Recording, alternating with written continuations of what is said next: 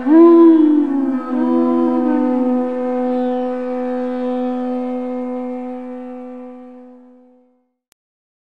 Namo Bhagavate Vasudevaya. Om Namo Bhagavate Vasudevaya. Om Namo Bhagavate Vasudevaya. All together, please. Om Jnana Timarandasya Ganandana Salakaya Chakshurun Militam Yena Tasmai Shri Gurave Namaha Shri Chaitanya Manobhistam Stabitam Yena Bhutale Swayam Rupa Kadamayam Dadati Swapadantikam Vandeham Shri Yukta Bharakamalang Shri Gurun Vaishnavangscha Shri Rupam Sagrijatam Sahagana Raghunatham Vitam Tam Sajivam Sadvaitam Savadutam Prijana Sahitam Krishna Chaitanya Devam Shri Radha Krishna Padang Sahagana Lalita Shri Vishakam Vitamscha He Krishna Karna Sindhu Dhina Bandhu Jagatpate Gopesha Gopika Kanta Radha Kanta Namostute Tapcha Kanchana Gaurange Radhe Vrindavanishwari Vrishabhana Sudadevi Pranamami Hari Priye Vanchakalpatarubhyascha Kripa Sindhu Bevacha Patitanam Pavnebhyo Vaishnavebhyo Namo Namaha Shri Krishna Chaitanya Prabhu Nityananda Shri Advaita Gadadhara Srivasadi Gaura Bhakta Vrinda Hare Krishna Krishna Krishna Hare Hare Hare Ram Ram Ram Hare Hare. So, reading from Srila Prabhupada's introduction.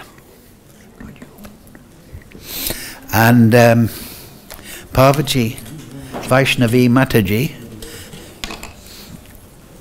has asked me to do page 16 at the bottom, starting a chapter starting with the Sanatan sky and then finishing on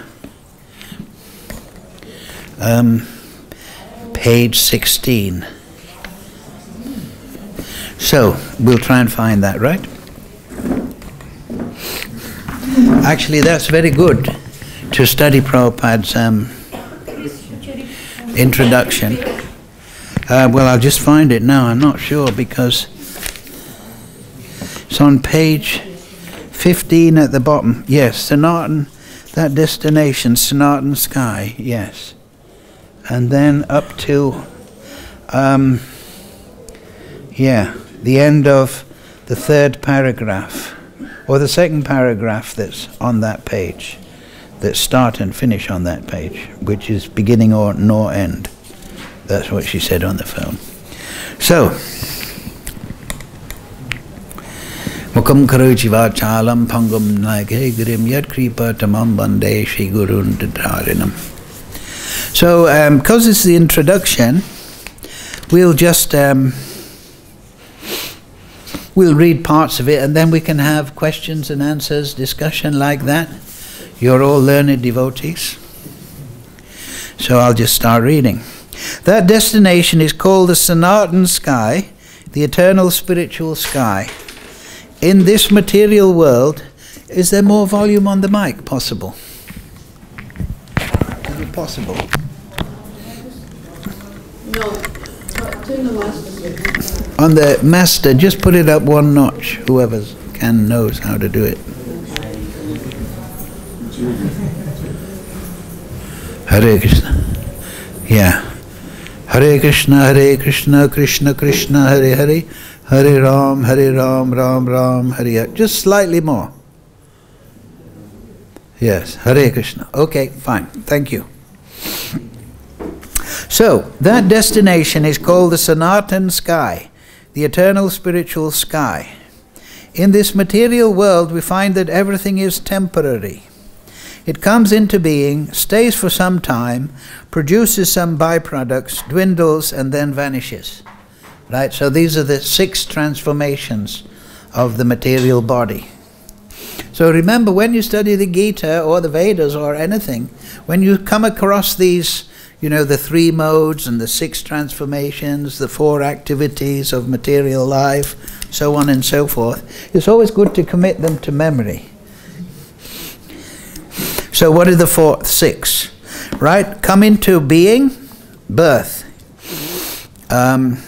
Stays for some time, maintenance, the body maintains, produces byproducts like animals, humans, they have children. Flowers may have a scent. Then it dwindles, then vanishing. Those 6 processes. Who wants to have a test? What's the first one? Huh? Birth. Second one? Maintain. Who is very clever, this fellow. Third one? Yes, byproducts. Number 4? Huh? Old age. No. Old age. No, wait a minute. It's 6. That's up to 3, isn't it? Stays for time, main time, produces by, dwindles, then vanishes. Old age. Yes. So dwindles, old age. And then death. Of course, the devotee comes, he gets the fruit of all his sadhana in his old age. So don't be too negative about old age. And then vanishes, right? Death. But don't worry, it's just the body. That is the law of the material world. Whether we use it as an example this body or a piece of fruit or anything. But beyond this temporary world, there is another world of which we have information. That world consists of another nature which is sanatana, eternal. The jiva is also described as sanatana, eternal. And the Lord is also described as sanatana. So the 3 things, the jiva, the world, and The Lord. yes. The jiva is also described, the jiva is also described sanatana, eternal, and the Lord is also in the 11th chapter. We have an intimate relationship with the Lord, and because we are all qualitatively one, the Sanatan Dham, or sky, of the Sanatan Supreme Personality and the Sanatan living entities, the whole purpose of the Gita is to revive our Sanatan occupation, or Sanatan Dham, which is the eternal occupation of the living entity. We are temporarily engaged in different activities, but all these activities can be purified when we give up these temporary activities and take up the activities which are prescribed by the Supreme Lord. That is called our pure life. Yes. So the Sanatan kingdom, or the Sanat, is just pure spiritual energy. So it is eternal. It is beyond material time. So of course we're in this material body, stuck in this non-Sanatan atmosphere, and therefore we feel anxiety and we feel a certain dislocation. We don't feel at home in this material world. We may try and earn money and have friends and society, but it's all temporary. So we want something eternal, right? Even when people write love songs, they, I love you forever, but until the divorce court. So everything in this material world is temporary, and everything in the spiritual world is Sanatan, eternal. So we may have trouble conceiving of that eternal world because we are conditioned by this non-Sanatan world. That is the problem. But the aim of spiritual life is through hearing and chanting, Shravanam, hearing Bhagavatam, hearing the writings of great sages, and by chanting the holy name and Smaranam, meditating and doing service, we realize that spiritual world, and then we become fit. So the human life is meant for realizing the Sanatan nature. Can anyone give me a sloka? It's the sloka that Prabhupada quoted the most. People have analyzed out of all Prabhupada's writings and huh? Sorry. Janma kama tame divyam evam yovati tatvata. My birth and activities are eternal, from the eternal nature, and one who understands this, realizes this, never takes birth again in the material world. So though we are conditioned materially, and we think in terms of material time, material space, material logic, by hearing from Shravanam, by hearing from the sages, the Shastra, the Acharyas, and by contemplating that transcendental message, we begin slowly to realize the transcendental world. And that is our entrance. That is how you just like if you want to be a musician, for example, you can't be a musician if you're tone deaf. Right? You don't know which note is being played, you don't have a sense of rhythm. But when you have a good sense of ear and you're a master of your instrument, you can enter into playing with the other musicians.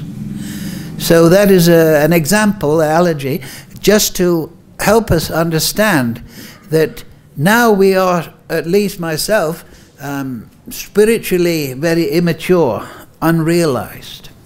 But when we realize the spiritual Sanatana atmosphere, then we become absorbed in it, even in this life. That's a saint, that's a sadhu. And that thereby we become qualified.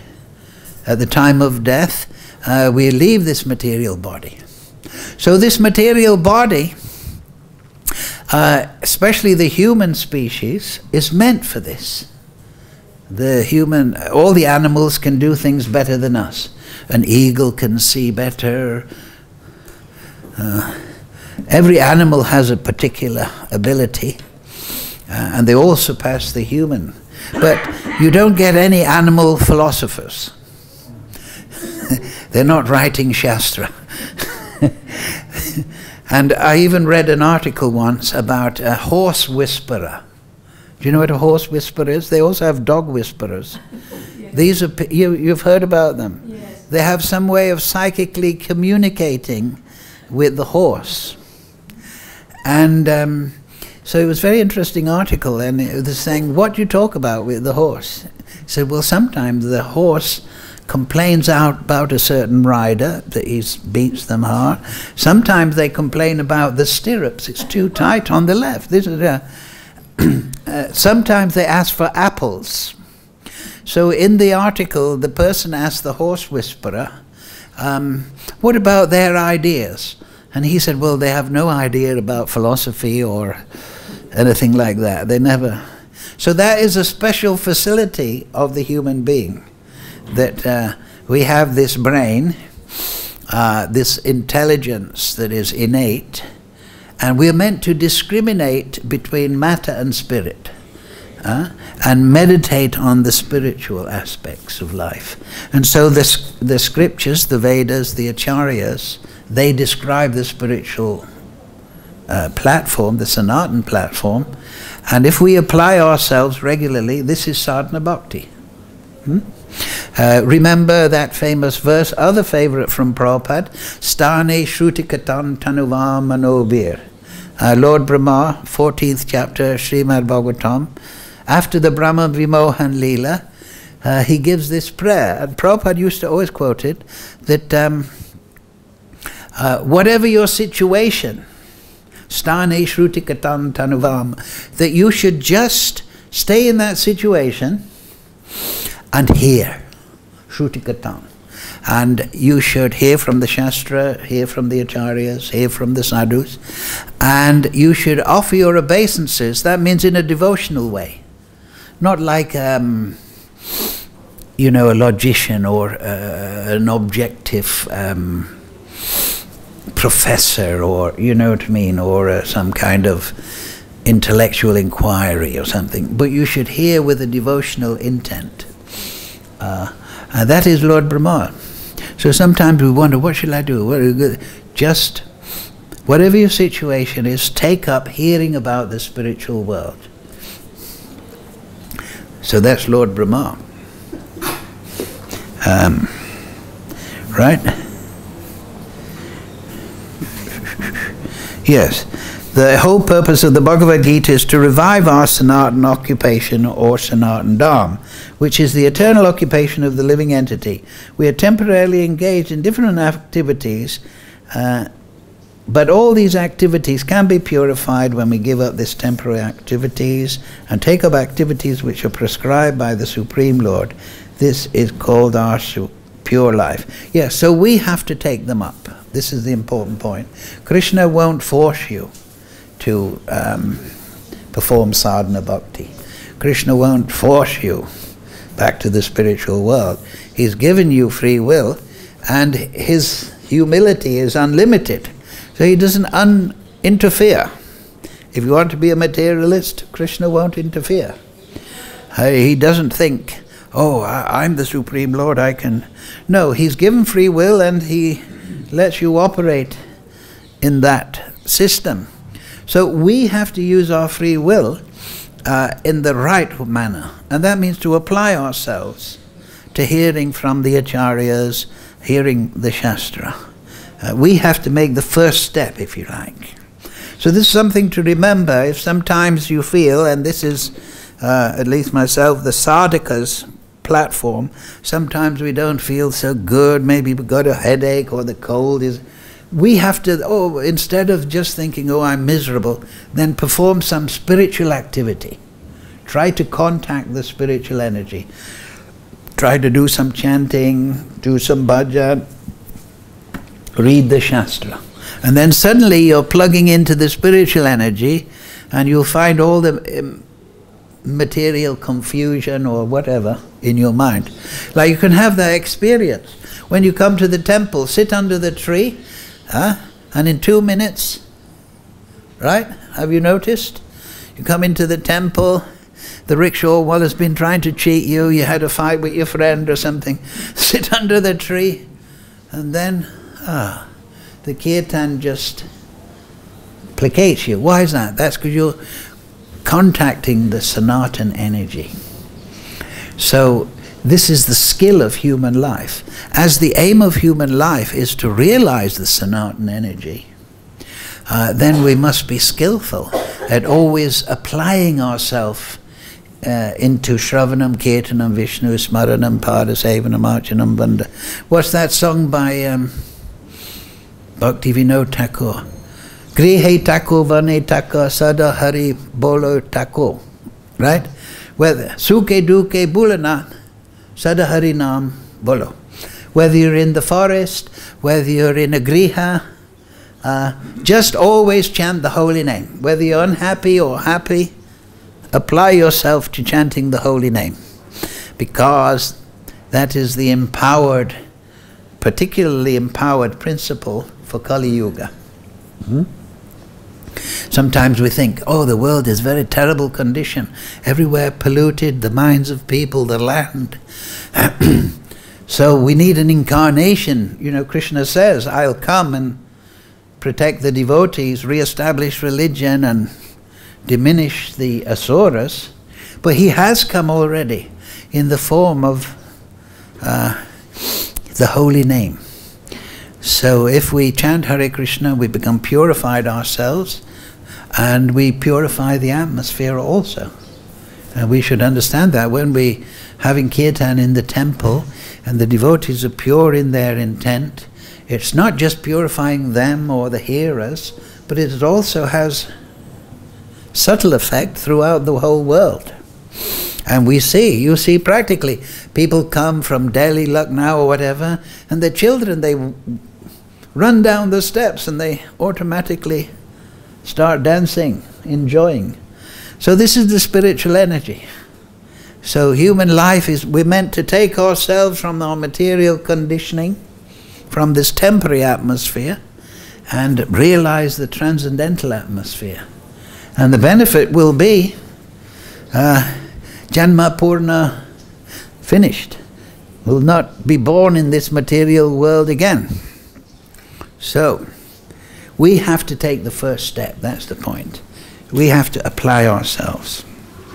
The Supreme Lord and His transcendental abode are both Sanatan, as are the living entities, and the combined association of the Supreme Lord and the living entity in the Sanatan abode is the perfection of human life. The Lord is very kind to the living entities because they are His sons. Lord Krishna declares in Bhagavad-Gita, Sarvayonishu aham bija pita. I am the father of all. Of course, there are all types of living entities according to their various karmas, but here the Lord claims that He is the father of all of them. Yes, Sarvayonishu. Yes, some man-made religious systems, they think that just the animal or a certain group of, just the human or certain group of human beings, they only have a soul. And everything else is, I remember being taught this, or tried to be taught this at school. They say, oh, the animals, they're not suffering when you slaughter them. You're right, you hear this argument? It's just instinct. They're just, they're terrified and they're screaming where they're being slaughtered. Oh, that's just instinct. They're not suffering. Because they have no soul, they're not suffering. It's just some kind of automatic reaction. So even... No soul. Huh? Christians say animals have no soul. I should not kill. They say you are allowed to Krishna kill. doesn't say that animals have no soul. No, Christians. Oh, Christians. Say animals have no soul, so they are allowed to kill. Yes, it was a very convenient philosophy. Right? So anyway, that's why we should hear from the Shastra and the Acharyas, not from people who make man-made convenient philosophical systems to justify their cruelty in that case. Because the Lord, yes, I am the father of all, yes. Of course, there are all types of living entities according to the various karmas, but here the Lord claims His father of all of them. Therefore, the Lord descends to reclaim all of these fallen conditioned souls, to call them back to the Sanatan eternal sky, so that the Sanatan living entities may regain their eternal Sanatan positions in eternal association with the Lord.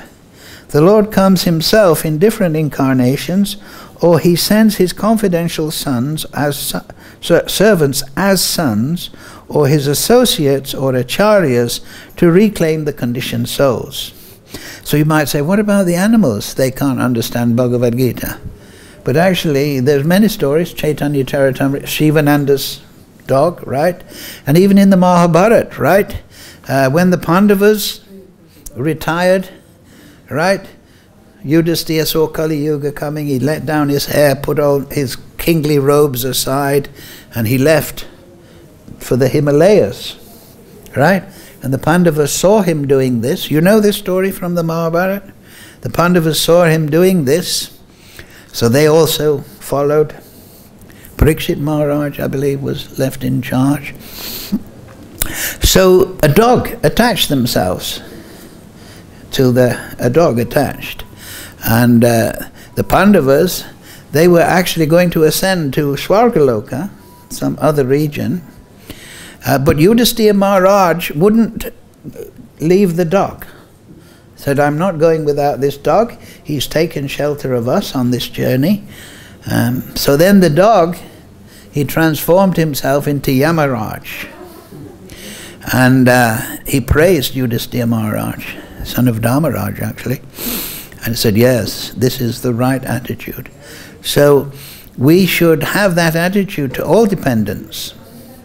There's that in teachings of Lord Rishabdev, right? Pita Nyasa, Guru Nyasyat. Don't become any of those positions in society, guru, father, ruler, or whatever, unless you can deliver your descendants from birth and death. You have a responsibility. So how do we help the animals? We give them prasad. They hear the kirtan. When we do street kirtan, so on and so forth. They get some bhakti sukriti. So this is our duty. It's not that we just want to save ourselves. That's the story in the Mahabharata. Oh yes, I'm going up. I'm going to the higher regions. Leave the dogs and all the people. If people take shelter of us, then we have a duty to also give them liberation. And Dharmaraj sees this. Unless we have that attitude, then we cannot really say that we have reached the Vaishnava platform of consciousness. And we saw that in the sake of Prabhupada also. He was always concerned in every single way how to educate us and teach us. And he's still doing that now through the books. So, therefore, Sanatana Dharma does not refer to any sectarian process of religion. It is the eternal function of the eternal living entities in relation with the eternal Supreme Lord. Sanatana Dharma refers, as stated previously, to the eternal occupation of the living entity. Sripad Ramanujacharya has explained the word Sanatan as that which has neither beginning nor end. So when we speak of Sanatana Dharma, we must take it for granted on the authority of Sripad Ramanujacharya that it has neither beginning nor end. Now this is a very important paragraph, right? Because you see this, what Prabhupada says? Sripad Ramanujacharya has explained that the word Sanatan, eternal, as that which has neither beginning nor end. So this is very interesting, because in the generally miseducated people, they think that eternal means some long time, right? They're conditioned by the conception of time, material time, where there's past, present, and future. And so when you talk about eternality, they think that that means the past stretches on and the future stretches on unlimitedly, and that's eternality. So they're thinking of eternality in terms of material time. Material time, we have the conception of past, present, and future. Actually, we're only living in the present, and that should give us a hint. So here, Ramanujacharya is saying, yes, eternality, or the Sanatana Dharma, or the Sanatana abode, that is free of these conceptions. So like we were saying before, this takes some contemplation, right? Because we're conditioned to think, oh, eternality is a long time, or an extended time. But actually it's a time without the conceptions of the three phrases. So, that's what Parvati Mataji, I believe, wanted me to read. So, I read that this afternoon, and I thought, as the subject is Sanatan, what is Sanatan? Well, in the Brahma Samhita, we have a very good description in a condensed form by Lord Brahma. So I thought we would read that verse, those verses. Actually, it's one verse, text number 56, and the purport. And this point about eternal time is in this sloka. But first of all, let's look at, text number 43. And this will give us an idea of the Sanatan, because in text 43 here, you've got the Brahma Samhita with you? No. Oh. So in text 43 here, Lord Brahma gives a very interesting description. I'll quote the Sanskrit. Golokla namni nijidamni tale tatasya devi mahesha haridameshu teshu teshu te te pravavanyachaya vihitascha yena govindam adipurisham tamaham bhajami. So, translation. Lowest of all is located Devi Dham, the mundane world. So that is the Dham where Lord Brahma is the subordinate engineer and governor. This is Devi Dham, right? Durga Dham. Durga means difficult to go. It's very difficult to get out.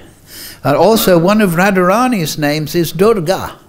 Also even in the transcendental realm, because it's very difficult to go out of the spiritual energy.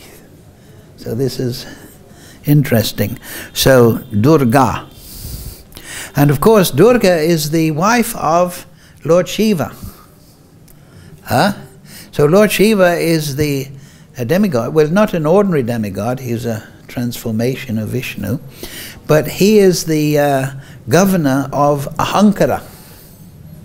So we're in the Durga Dham, we're in the prison house of the Maya Shakti.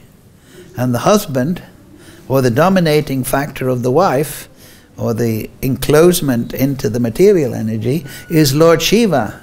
And he is governing Ahankara. So Ahankara, that governs our stay in the material world, false ego. So there's two divisions to Ahankara. What are they? Aham mameti. What does that mean? Aham and mameti. Yes, I am this material body and mind, and mameti, the paraphernalia of this body, the clothing, the house, the land, so on as family, mameti, these are mine. Like people say, this is my country, this is my watch. No, actually, you didn't create it, you didn't create the energy, actually everything, Ishavasya idam sarvam. So, the devotee doesn't think, I am this body, he knows. By realization, I am the spirit soul. And this body and the paraphernalia of the body, they belong to the Creator. Right? Ishavasya idam sarvam yat kinchat jagajam jagat tena tak tena bunjita magrida kashasvita. Everything is controlled and owned by the Supreme Lord. Therefore one should only accept those things that are set aside as one's natural quota. One should not desire other things knowing to whom they belong. So this is a great instruction. Yes, whatever comes naturally through our karma, the grace of Krishna, we should accept those and use it in Krishna's service. But those things that are not ours, you know, we see somebody very rich, opulent, whatever, we shouldn't be desiring other people's property. That's one of the things Chanaka Pandit says. A learned man, he sees other people's property as stool in the street. You don't pick up stool, right? Generally. Maybe if you're a hog. But anyway, but you shouldn't look at other things, other people's property, as something to be enjoyed. You should just think, this is not mine. Supreme Lord, according to my karma, according to His grace, has given me a certain situation. Let me be satisfied with that. And this also stops the burning in the heart. Because if we desire material things and material enjoyment, and we're not karmically qualified for that, then this just burns the heart. And then how can we remember Krishna? We want to put our heart and mind at the lotus feet of Krishna. So, that's Devi Dham, mundane world. Next above is Mahesh Dham, abode of Mahesh. Above Mahesh Dham is placed Hari Dham, abode of Hari. That's the Vaikuntha Lokas, where Krishna in his Narayan form and Lakshmi is there, and he's worshipped in Aishwarya Bhav, awe and reverence, Narayan, the great shelter of all souls. And above them all is located Krishna's own realm called Goloka. Right? I adore primeval Lord Govinda, who has allotted their respective authorities to the rulers of those graded realms. So, what's the lowest dham? What is there's 4 dhams. Don't look. Oh, you can't look. Durga Dham, Mahesh, Hari Dham, Golo. See, it's very simple, right? Everyone can remember 4 things, right? Especially if you've got 5 fingers. Well, we've got only 4 really, but yeah. So there's a short purport. I'll read it because it's interesting. The realm of Goloka stands highest, because this is the Sanatan eternal atmosphere. We're focusing on what Prabhupada spoke about. The realm of Goloka stands highest above all others. Brahma, looking up to the higher position of Goloka, is speaking of the other realms from the point of view of his own realm. That means, what's his realm? Durgadhar.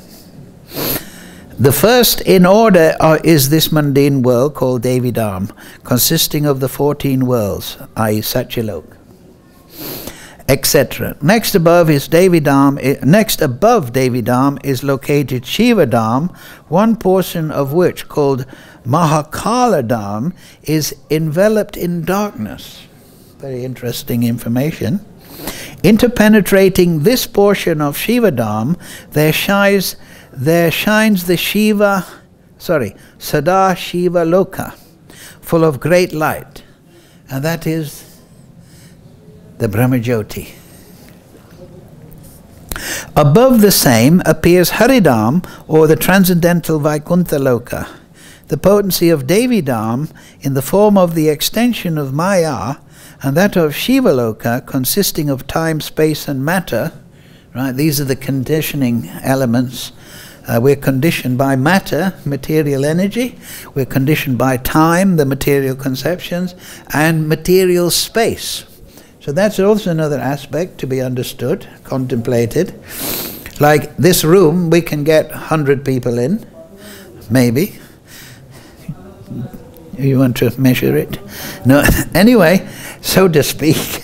And so, but in the spiritual world, so we're conditioned, all right? We're here now, we're not in Washington, we're conditioned by time and space and matter. But in the spiritual world, time, this is something to contemplate. Time, space, and the Chit Shakti, the substance of the transcendental world, they are the servants of Leela. That means to say, if everyone wants to sit next to Krishna in the spiritual world, they can. Right? In this material world, maybe 10 people can sit next to me. But in the spiritual world, everyone can sit next to Krishna without any time or space problem. Yes, it's something to contemplate. Because time and space, and we get hints of that in the Bhagavatam 10th canto, when Krishna was dancing with the gopis in the Ras Leela chapter, then during the Ras Leela, he expanded the night into the length of one day of Lord Brahma. Huh? And of course they were, how can we dance for a whole length of Lord Brahma? Night, day. Huh? But they have all the energy, all the time and space. It's the servant of Leela. If Krishna wants to go to, say he's in Raman Reti, and he wants to go in one step to Radhakund, he can do it. If he wants to enjoy herding the cows to Radhakund, then he can take, so to speak, I'm using material time, but he can extend that. So this is something to, here we're conditioned by time, space and matter, but so they're imposed upon us. But they're the servant of the Leela of Krishna and his devotees. So that realm is not a brighter or more shiny place than the material world. The coordinates of life there, the environment, are completely different. We're in the Durgadam. We're in the prison house. Just like if you commit some crime, they'll throw you in the jail and you're conditioned. But when you're a free citizen, you can roam around where you like. So you can think of it in that way. We're in a secondary subdued nature. So,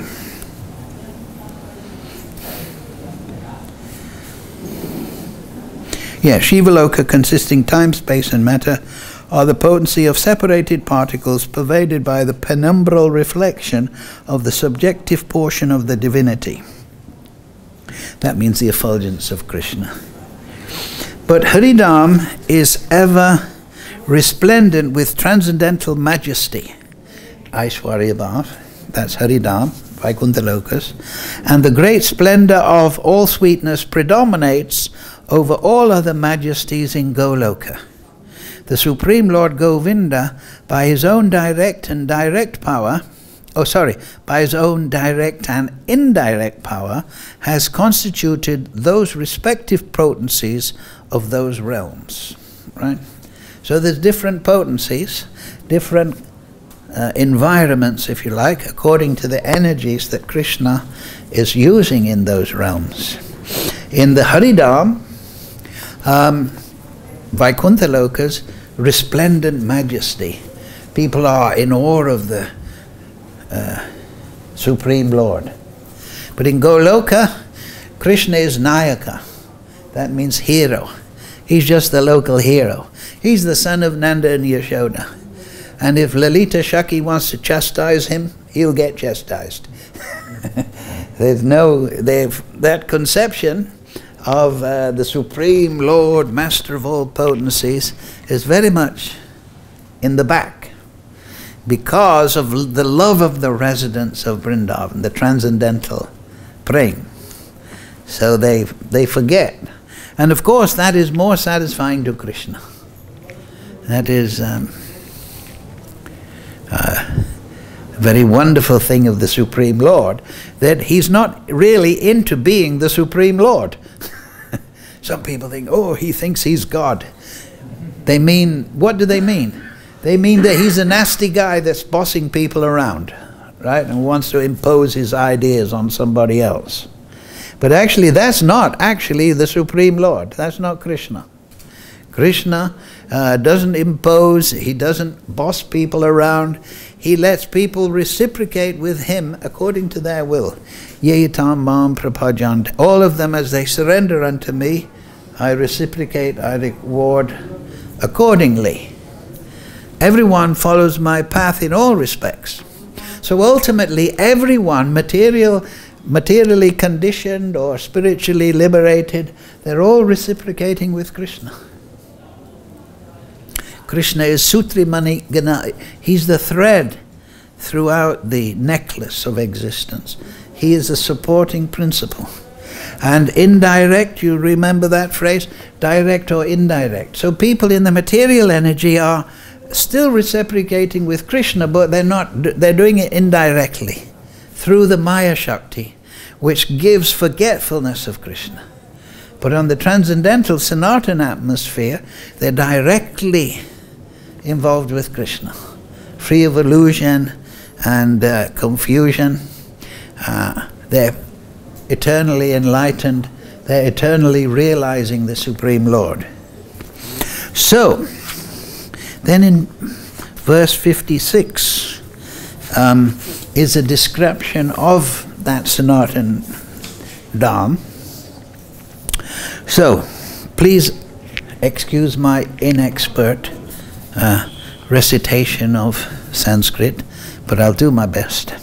But it's very beautiful, so we should hear it. Okay, you can join in, I don't mind. 1 minute. Oop.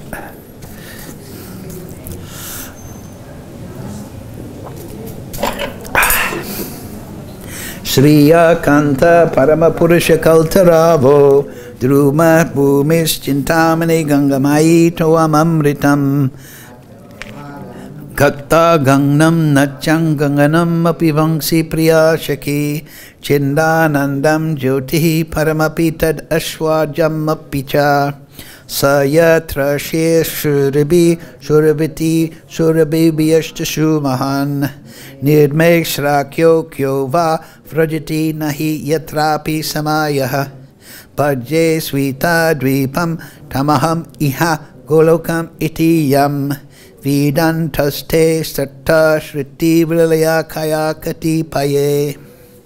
So, This is Lord Brahma describing, because the Brahma Samhita, if you know the Bhagavatam, of course, when Krishna manifests from the lotus, he performed austerity on the lotus to understand what is his source. So then, after 100 years of tapasya, so to speak, he was enlightened by the Supreme Lord, Janmadhyashyata. So the Brahma Samhita is his, this is only the 5th chapter. So there's more chapters. But the Brahma Samhita is the description, it is the record of his enlightenment by the grace of Krishna. So he was given vision of the spiritual world. So here it is, as Lord Brahma recorded. Now this is amazing to think, because Lord Brahma is the first created being in the material universe. So this book, the Sanskrit which we just tried to recite, you recited nicely. But this is, the universe now is about 50 years old in terms of Lord Brahma's life. So you can work out that this book is billions of years old. This book, just imagine that. I worship that transcendental seat known as Svetadweep, where as loving consorts the Lakshmis, the gopis, in their unalloyed spiritual essence, practice the amorous service of the Supreme Lord Krishna as their only lover. Where every tree is a transcendental purpose tree, where the soil is the purpose gem, all water is nectar, every word is a song, every gait is a dance, the flute is the favorite attendant, effulgence is full of transcendental bliss, and the supreme spiritual entities are all enjoyable and tasty. Where numberless milk cows always emit transcendental oceans of milk, where there is now this is the time, all right, where there is eternal existence of transcendental time, who is ever present and without past or future, and hence is not subject to the quality of passing away even for the space of half a moment. That realm is known as Goloka, only to a very few self-realized souls in this world. So we're discussing time. I'll repeat that. Where there is eternal existence of transcendental time, who is ever present. So the translation is who, so it makes it personal, it's not a thing. Who is ever present and without past or future, and hence is not subject to the quality of passing away for the space of half a moment. So a moment generally is called a lavamata. Generally it's understood as an estimate to be 1/11th of a second. So half a moment is a 22nd of a second. So somehow, and this is what we have to contemplate, people are in the spiritual world, but time, in this material world, things go into the past, right? Like Srila Bhakti Vinod said, forget the past that sleeps. It goes into the past and you forget it. You know, a friend says, I don't like the temple president. Forget it, man. Put it in the past, right? Of course, our temple president's wonderful. Anyway, the point is, nothing passes into the past. And everything is divine and ecstatic in the spiritual world. So everything is a state of increasing bliss. There's no loss. You forget your friends at school and this and that and so on. But in the spiritual world, it is a different sphere of existence. For even half a moment, that realm is known as Goloka, only to a very few self-realized souls in this world. So read the purport and then we can ask questions. But the point is that when, there's a new place just up the road there called Ramtal. I don't know, it's an archaeological site. It's been restored by one very pious Hindu gentleman, and they put a murti there. It's on the way to Guru Govinda, if you go the new back road. Anyway, there's a picture of Sabari Muni there. The old Jamuna is the old path of the Jamuna. So this is what the Munis do, right? This is what the great sages do. They meditate upon these aspects of the Shastra and try to get revelation by the grace of Krishna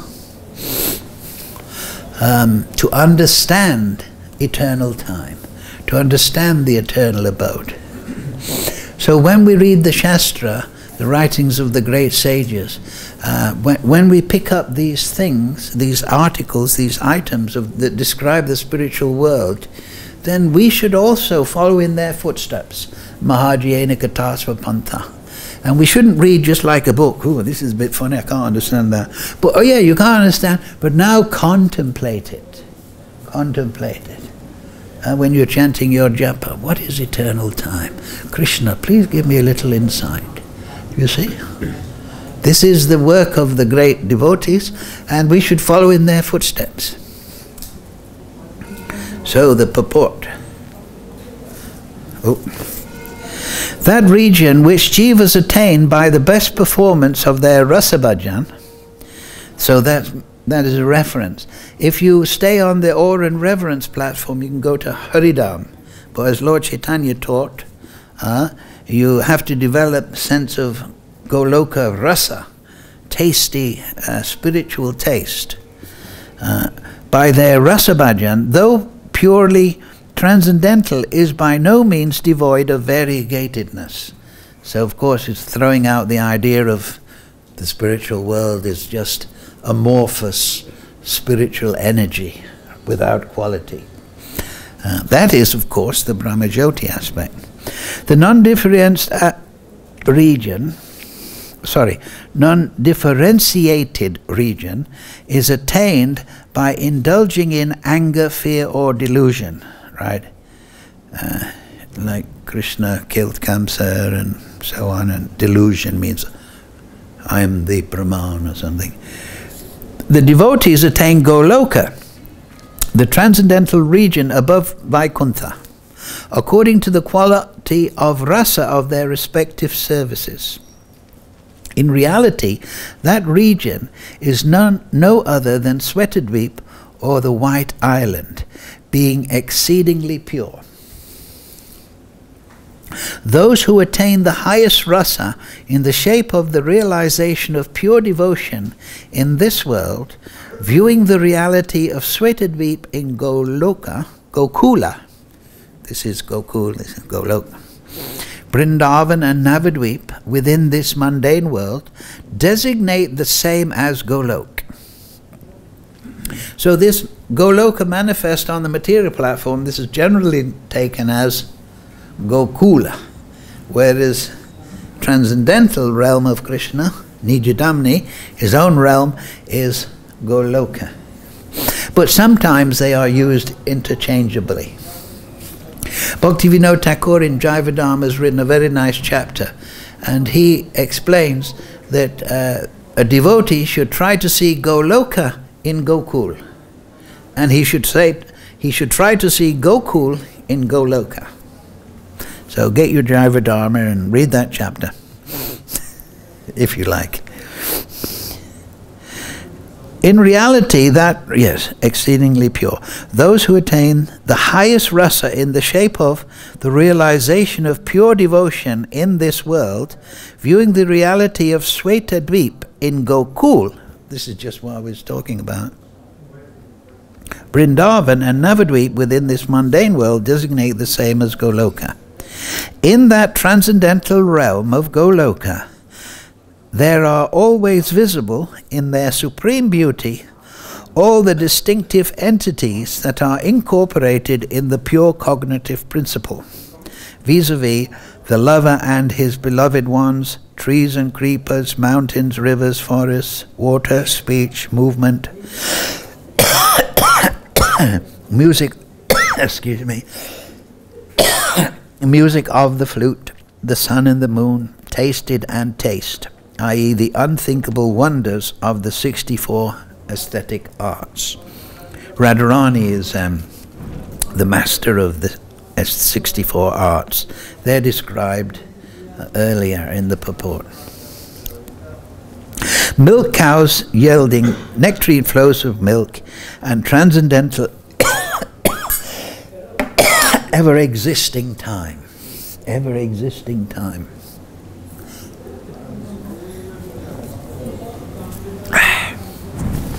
Actually, the future is composed of now. It's a collection of nows. And in fact, if you look at the past, that was now.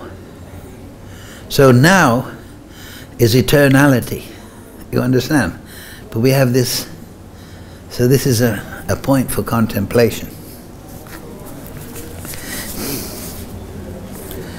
Descriptions that supply the clue to Goloka are found. Yes, the clue to Goloka, the hint, the indication, are found in various places in the Vedas and other Shastras, such as the Puranas, Tantras. The Chandogya Upanishad says, Bruya yavan va aham akasyas tavan esha anta rida akasha ube asmin dvava pritivir atar eva samarhite.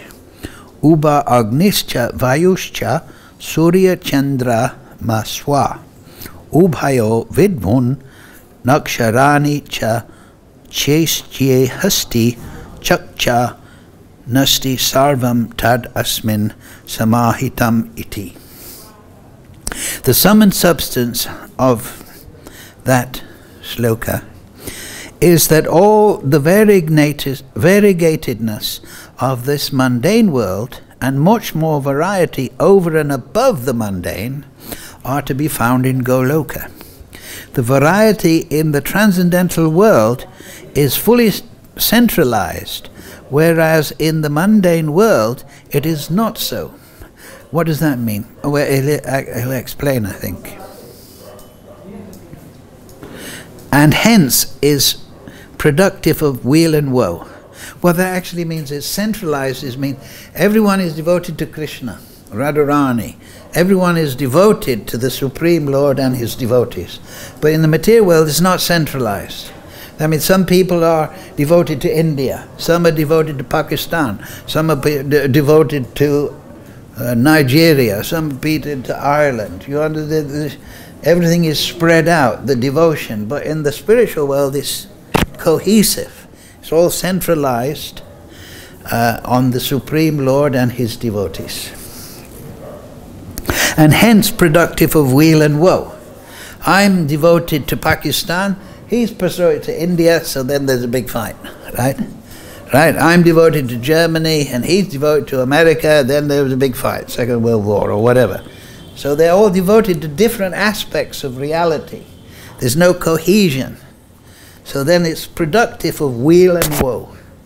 You know that expression, weal and woe? Weal means pain and suffering. Woe means sadness. The centralized variety of Goloka is unalloyed and full of transcendental cognitive joy.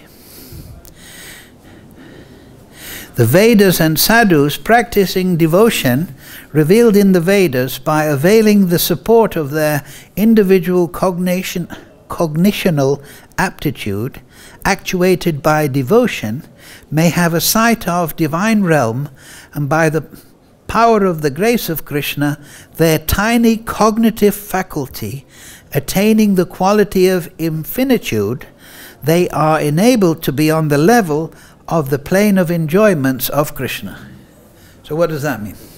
That means that yes, the spiritual world is unlimited and Krishna is unlimited, his intelligence.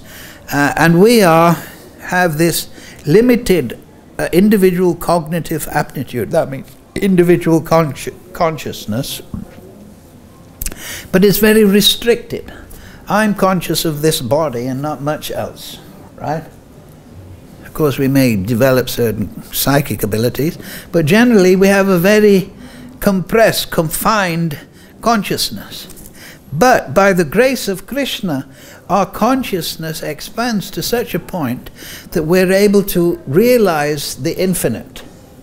Now, some religious, man-made religious systems, they say that God is unlimited, so he cannot ever be understood.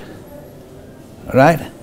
Now that sounds reasonable, but if God is unlimited, he can make himself knowable by the limited, because he is unlimited in his power and potency. So the limitations of the individual soul, he can override. You understand? He can bestow revelation even upon the tiny jiva soul. And he can bestow revelation even of the unlimited bliss and expanse of the spiritual atmosphere by his grace. So yes, our philosophy is achincha bhedabhed. Achincha means achincha, not understandable by mundane logic, by mundane consciousness. But that means inconceivable by mundane logic and argument. But by the grace of the unlimited, he can make the unlimited, the limited understand unlimited. Do you understand? By his grace, the tiny spiritual soul can realize the unlimited. Because it's inconceivable to us, but by his potency, it becomes conceivable. Clear? So it's okay to say, yeah, God is, you can never know God. Yes, but by the grace of God, he can override that limitation. And if we don't give that ability to the Supreme Lord, then we're conditioning him. Do you see the point? If we say that God cannot bless us to the extent that we can realize him, then we're saying God can't do something. What kind of definition of God is that? Do you see the point? The Supreme Lord can do anything. So he can make himself conceivable to the tiny spirit soul, even though he is inconceivable. So achincha bhedabhed means inconceivable to the materially conditioned. But he's conceivable, so he's inconceivable to the materially conditioned, but he's conceivable to the spiritually liberated by his grace. Ye tammam prapadyante. And if we don't accept that, then we're limiting God. Right? Oh, he can't help us. He can't bring us to realization. Why are you saying can't about the Supreme Lord? What kind of Supreme Lord is that? He can't. That means there's something conditioning him. Something controlling him. But he's unlimited. He's the source of all logic. Logic is his plaything. You know, we say, oh, you should be logical, be sensible. Yes, but God is the origin of logic. He's not bound by logic. He's the creator of logic. It's his plaything.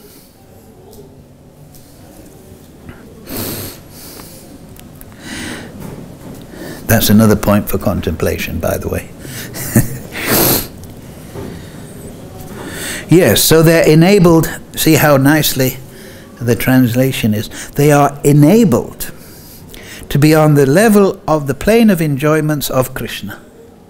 So by the grace of Krishna, you can attain eternal life. There is a hidden meaning of the proposition, even the Supreme, that is also nevertheless the object of enjoyment. Paramapi tad ashwadyam apicha. The word paramapi indicates that Krishna is the only truth absolute in all the transcendental blissful principles, and tad ashwadyam api means his object of enjoyment. The glory of Radharani's Yes, means that his object of joy. Yeah, the glory of Radha, and this will be explained here now. The glory of Radharani's love for Krishna, taste equality of Krishna, that is realized by Radha. So Krishna becomes the object of enjoyment of Radharani and the devotees. They derive rasa from Krishna. They taste. So not only are we the object of Krishna's enjoyment, the devotees, but the devotee is the object of enjoyment of Krishna. But this is all transcendent. In this material world, we want to enjoy for ourselves, and we use things and people in our service. But in the spiritual world, there's no anxiety of this temporary mundane plane. It is a transcendentally effulgent, expansive place of nectar and bliss. There is no need for selfishness. It's not even there in the soul constitutionally. It is unselfish sense of giving. There is hidden meaning. The word param api indicates that Sri Krishna is the only truth absolute in all transcendental blissful principles, and tad ashwajam api means his object of enjoyment. The glory of Radha's love for Krishna, taste equality, rasa. There's a nice definition of rasa. Taste equality. It's got some nice taste. Just like if you have good prasadam, oh, it's got a nice taste. If it's been offered, cooked nicely and offered nicely, oh, there's a certain nectar there that's even beyond the material constituents, if you like. Yes, is realized by Radha. Yes. The glory of Radha's love for Krishna, taste equality, rasa, of Krishna that is realized by Radha, and the bliss which Radharani is conscious in the process of such realization, all these threefold bhavas, emotional entities, become available for enjoyment by Krishna. He attains his personality of Sri Gaurasundara. When he attains his personality of Sri Gaurasundara. It is also that this constitutes the transcendental bliss of the delicious loving rasa service manifested by Sri Gaurasundara. This also eternally exists only in the self-same Svetadvip. So, seeing this is a reference to the three internal reasons why Lord Chaitanya, why he becomes Chaitanya Mahaprabhu. The three are given here. Right? The glory of Radha, taste equality of Krishna that is realized by Radha. So, there's a discourse in the Shastra about this, that Krishna, what is it that people find attractive about me? Right? Sometimes you may be bewildered why people are attracted to you. It may not happen very often in the material world. But what is, on the spiritual platform, Krishna is thinking, all these devotees love me. Why? What is it that attracts me? What is that? So Lord Krishna becomes his devotee in the mood of Radharani, that's Lord Chaitanya. And then he sees himself from the devotional point of view. So he sees what's attractive. And that answers his inquiry, if you like. Then the other aspect, taste it, realize, and the bliss which Radha is conscious. So when he wants to he sees that Radharani and all the gopis, all the devotees, they're experiencing ecstatic bliss. So Krishna, supreme enjoyer, he's wondering, what does that bliss taste like? I see that they are enjoying more than me. I wonder what it's like to be a devotee. This is his, described in the Chaitanya Charitamrita. So he wants to understand himself, then he wants to understand the bliss that the devotees feel as they serve him and meditate upon him. And then third rather, First was the glory of Radha's love. Yeah, but that's the tasty quality of Krishna. Tasty quality. Yeah. The bliss, he wants the bliss.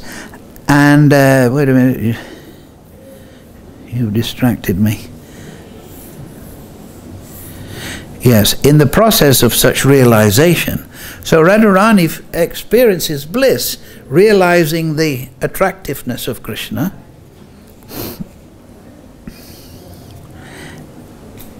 Yes, and which Radha is consciousness of the process of such realization. That means he's supreme enjoyer from one aspect of his personality, but he wants to understand that mood of service to himself. So three things. If you can think about it, you can think of Radharani, Krishna, and the connection.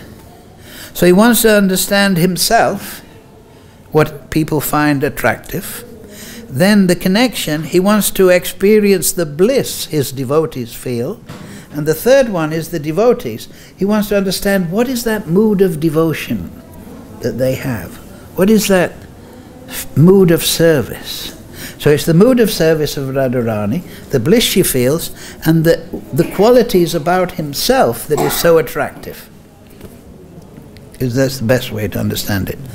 The devotee's mood of service, the bliss experienced, and what is it that Krishna, about himself, Krishna, that is found so attractive. So, and that is Lord Chaitanya. So it's very interesting that the purport finishes on that point. And it's interesting to note, it says here, Srila Bhaktisiddhanta Saraswati, and we don't want to take any credit away, but the Brahma Samhita was commented on by Jiva Goswami, the great Jiva Goswami, and the disciple of Srila Bhaktisiddhanta, Professor Sangal. He was a big professor. You know, in Calcutta they have a big intellectual tradition there. Professor Sangal, he was an initiated disciple of Srila Bhaktisiddhanta. He translated in a summary form, the purports of Jiva Goswami on the Brahma Samhita, and then Bhaktisiddhanta edited his work. His work was those translations. And of course the credit went to his spiritual master. So, that's the Sanatana atmosphere which Prabhupada is evoking here. Any questions on all these points? Yes. Can you say the name and the book? Shri Brahma Samhita. You can get it, I'm sure they must. Brahma Samhita. Shri Brahma. Samhita means collection of prayers. Sanghita, collected. Shri Brahma. Brahma is name alone. Brahma means the supreme.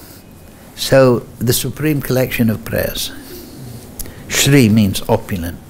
It's Lakshmi. So it has nothing to do with Brahma? He spoke it. There's the picture of him. This, like I said before, this is his composition after the realization of Krishna, after he performed austerity, having been born from the lotus flower of Garbhodakshaya Vishnu. Questions? Can we go there? Huh? Can we go there? Can we? It's not a polite question. So, any other question? Okay.